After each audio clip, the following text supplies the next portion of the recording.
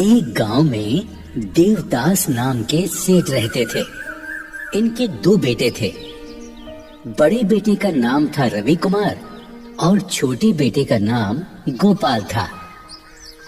देवदास की पत्नी का नाम क्रांति था। क्रांति को पूजा पाठ और धार्मिक आयोजनों से कोई सरोकार नहीं था। पूजा पाठ ना वो खुद करती थी और ना ही घर में किसी को करने देती।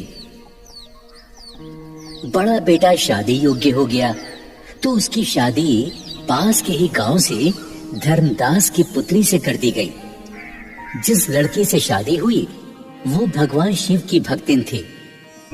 जब बहू घर में आई तो सास क्रांति उसको अपने ही अनुसार कार्य करने की सलाह देती। बहू का नाम था सत्या देवी। तो सत्या का नियम था कि सुबह उठकर स्नान करती और शिव जी की पूजा करके ही कोई काम शुरू करती। एक दिन सत्या देवी यानी बहू शिव मंदिर जाने को तैयार हुई तो सासू ने पूछा, ए बहू, ये सुबह सुबह कहाँ जा रही हो? माँ जी, मैं शिव मंदिर जा रही हूँ। क्या तू शिव की पूजा करती है? हाँ माँ जी, मैं शिव जी को जल चढ़ाकर ही कोई कार्य करती हूँ। मैं बचपन से ही शिव जी की पूजा भक्ति करती हूँ। मेरा ये नियम मेरे मायके से ही है।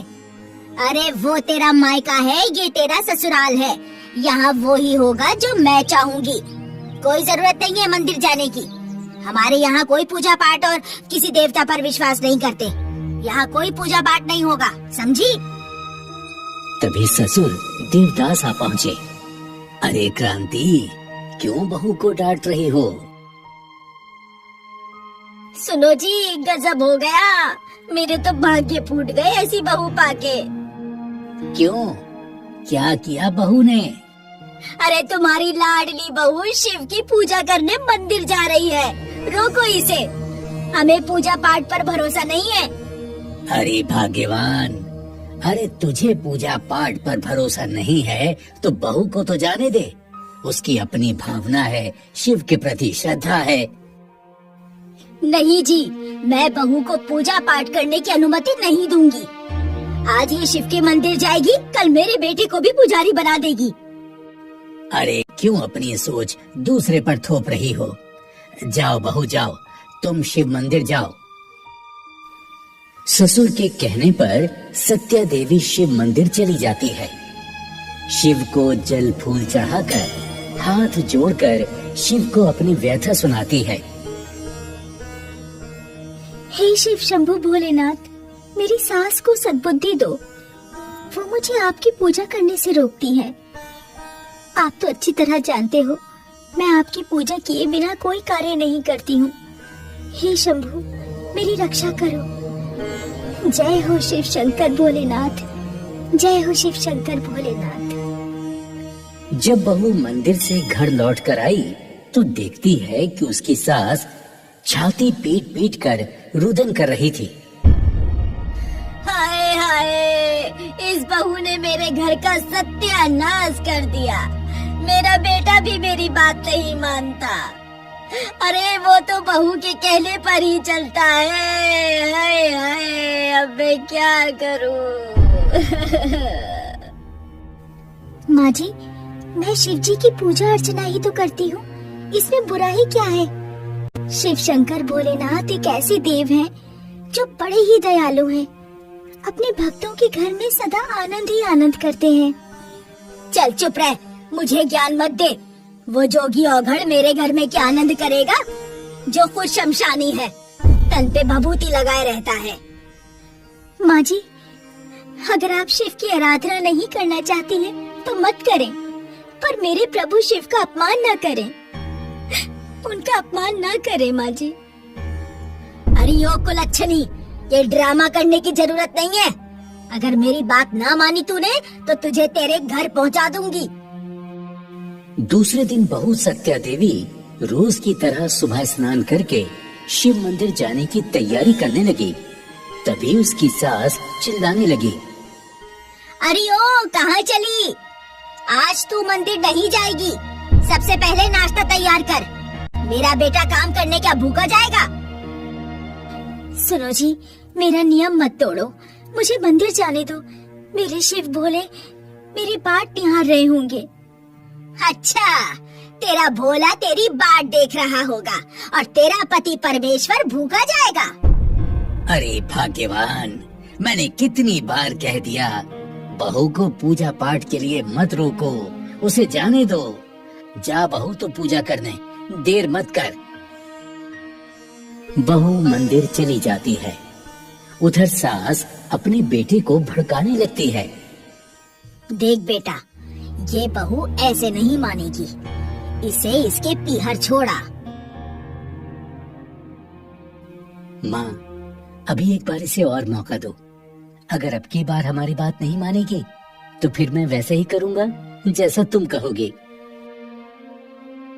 बहू मंदिर से वापस आकर अपने घर का काम निपटाने लगी। वो सोच रही थी, कल शिवरात्रि है, मुझे व्रत की तैयारी करनी है। हे शंभू, मुझे शक्ति देना, मैं हर साल की तरह इस साल भी आपका व्रत पूरा कर सकूं। अगले दिन सत्यवती ने महाशिवरात्रि का व्रत रखा और पूजा की थाली में बेल, धतूरा, दूध, फल और जल का लोटा भरकर थाली में सजाए जब वो शिवजी को पूजने मंदिर जाने लगी, तभी उसकी सास ने उससे पूछा, कहाँ जा रही है ये थाली सजाकर? माँ जी, आज महाशिवरात्रि है, मैं भोलेनाथ को बेल, फूल, धतूरा, दूध, जल चढ़ाने जा रही हूँ। सास क्रोधित होकर बोली, खबरदार जो उस औघड़ योगी को पूजा तूने, या तो इस घर में तू ही रहेगी या मैं। चल थाली अंदर रख और खबरदार जो घर से बाहर पैर निकाला तो। सासू माँ, आज महाशिवरात्रि का पावन पर्व है। आज के दिन भोलेनाथ अपने भक्तों की मनोकामना पूर्ण करते हैं। मैं भी भोलेनाथ से अपने पति देव के लिए नौकरी और संतान का वर मांगूंगी। शिव जी अवश्य ही आज के दिन मनोकामना पूर्ण करेंगे।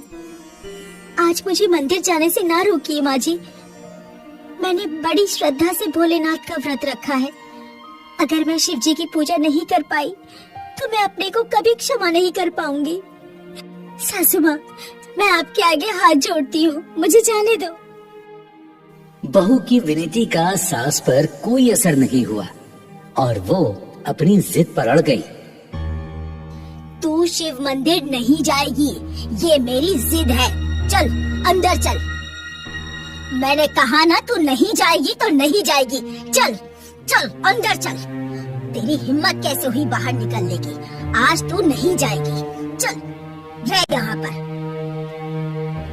माँ जी मुझे जाने दीजिए। माँ जी ऐसा मत करिए। माँ जी मुझे आज के लिए जाने दीजिए मुझे माँ जी। और बहू गिड़गिड़ाती रही। सास ने बहू को कमरे के अंदर धकेलकर बाहर से दरवाजे की कुंडी लगा दी। जैसे ही सास आंगन की ओर झुंझला कर निकली, आंगन में पानी फैला हुआ था। सास का पांव फिसल गया और वो जोर से पछाड़ खाकर गिर पड़ी। एक जोर सी चीख के साथ सासू की सांसें थम गईं। घर के सारे लोग दौड़कर आ गए। रोना धोना शुरू हो गया। तभी बेटा रवि वहां आया और मौका देख अपनी पत्नी को दोष देने लगा। अरे माँ, अरे देख तेरी बदौलत मेरी माँ मर गई। अरे तू हत्यारिन है तू। हाँ बोल, तू अपने भोलेनाथ से, अगर वो भगवान है तो मेरी माँ को जीवित कर दे। ओ माँ, मेरी अच्छी माँ। अरे बहू को बाहर निकालो, किसने इसे कमरे में बंद किया? जैसे ही बहू बाहर आई तो अपनी सास को देखकर हक्का बक्का रह गई। वो दौड़ी और शिव मंदिर पहुंची और भोलेनाथ से प्रार्थना करने लगी। हे भोलेनाथ शिव शंभू, आपने ये क्या किया? आज के दिन आप सबको खुशहाली देते हो और मेरी पूजा का फल मेरे घर में शोक से भर दिया। हे महाकाल, काल को वश में करने वाले, मेरा ये दोष दूर करो। मेरी सासू को जीवन दान दे दो, वरना दुनिया का आप पर से विश्वास हट जाएगा। हे देवों के देव महादेव, मेरी विनती स्वीकार कर लो। यदि आपने मेरी सास को जीवित नहीं किया तो तेरी चौखट पर सर पटक पटक कर अपने प्राण दे दूंगी। बहू भोलेनाथ के चरणों में अपना सिर पीटने लगी। तभी भोलेनाथ ने अपनी किरणों से उसकी सांस को जीवन दान दे दिया। वहां खड़े सारे लोग चकित हो गए।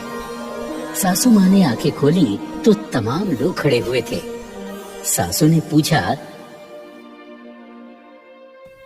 आप लोग यहाँ इकट्ठे क्यों हो? क्या हुआ? अरे भाग्यवान, तुम मृत्यु को प्राप्त हो गई थी। अचानक तुम्हें प्राण दान मिले हैं। ये मेरी बहू की पूजा का ही फल है। कहाँ है मेरी बहू सत्या? बहू, बहू, अरे कहाँ है मेरी बहू? तुम्हारा ये हाल देखकर लगता है वो शिव मंदिर गई हुई है। अरे उसी की आराधना का ये फल है। अरे देर क्यों कर रहे हो? चलो चलो मंदिर चलकर भगवान शिव से क्षमा याचना करते हैं। चलो चलो। सभी लोग शिव मंदिर पहुँचे। वहाँ बहू को शिव के चरणों में बेहोश देखकर सासू माँ ने उसे अपनी गोदी में उठा लिया। बहू, हे बहू, आंखें खोलो बहू। हे शिव शंभू भोलेनाथ, मेरी भूल को क्षमा करो। आज से मैं भी आपकी पूजा करूंगी। शिव की कृपा से बहू ने आंखें खोली तो स्वयं को अपनी सासू माँ की गोदी में पाया। सास ने अपनी बहू से माफी मांगी। बहू, मुझे क्षमा कर दे। मैंने तेरी पूजा पे शंका की। तेरी पूजा और भोलेनाथ की कृपा से मैंने फिर से जीवन पाया है। मुझे क्षमा कर दे बहू। सत्या, मुझे क्षमा कर दो। मैंने भी तुम्हारा बहुत दिल दुखाया है, तुम्हारा अपमान किया है। मुझे क्षमा कर दो। क्षमा मांगनी है तो मेरे शिव शंभू भोलेनाथ से मांगो। प्रभु अपने भक्तों को कभी निराश नहीं करते। अब देख क्या रहे हो? बोलो, जय जय शिव